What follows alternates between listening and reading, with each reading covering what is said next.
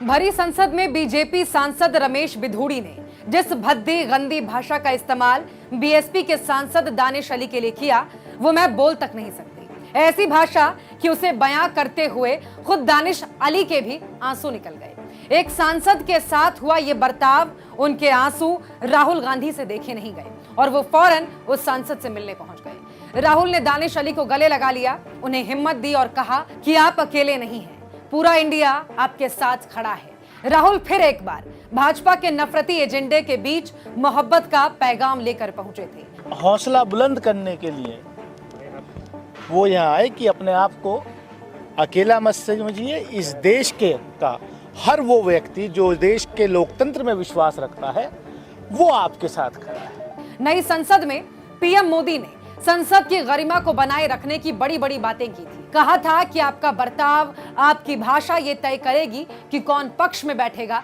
कौन विपक्ष में बैठेगा।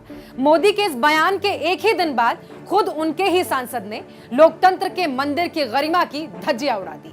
वो कर दिया जो किसी ने सोचा तक नहीं था, जो इतिहास में पहले कभी नहीं हुआ था। यहाँ जो व्यवहार होगा ये निर्धारित करेगा कि कौन यहाँ बैठने के लिए व्यवहार करता है और कौन वहाँ बैठने के लिए व्यवहार करता है।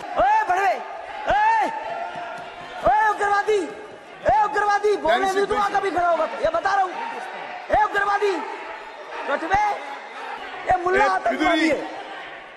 सर इसकी बात बाहर देखो, इस मुल्ले को गली मोहल्ले के गुंडों की तरह संसद में धमकाया जा रहा है, गालियां दी जा रही हैं, लेकिन बीजेपी सांसद के इस बर्ताव से शायद पीएम मोदी को कोई आपत्ति नहीं है।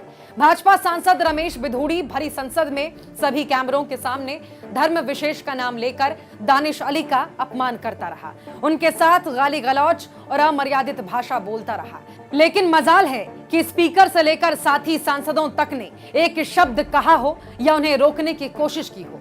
लोकतंत्र के मंदिर में लोकतंत्र पर हमला किया जाता रहा और भाजपा सांसद ठहाके मार मार कर हंसते रहे। यही भाजपा का असली चाल चरित्र और चेहरा है। कल तक जो नफरत की दुकानें सड़कों पर लगती थी, अब भाजपा उसे नए भारत के नए संसद में लगा रही है। जब भरी संसद में कैमरों की निगरानी में एक सांसद के साथ बीजेपी का नेता ऐसा बर्ताव कर सकता है, तो जरा सोचिए कि गली मोहल्लों में ये आम लोगों के साथ क्या सुलूक करते होंगे।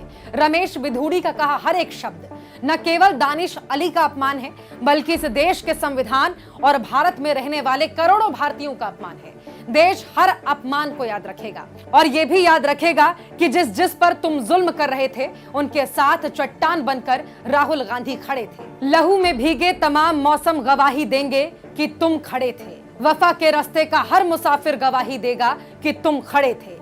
शहर का सूरज गवाही देगा कि जब अंधेरों की कोख से निकलने वाले ये सोचते थे कि कोई जुगनू बचा नहीं है, तब तुम खड़े थे। आने वाली तमाम नस्लें गवाही देंगी कि तुम खड़े थे, तुम खड़े थे।